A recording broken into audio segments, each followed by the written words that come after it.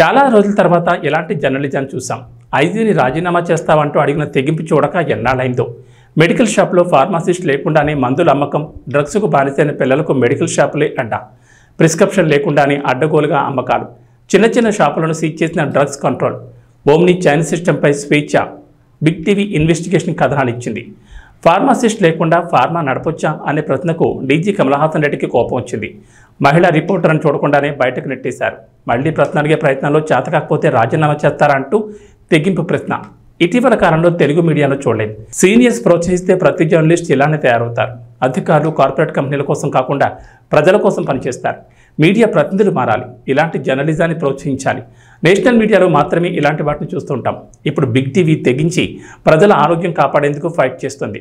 Drugs దందాలపై నిబంధనలు పాటించని medical షాపులపై నిఘా పెట్టింది.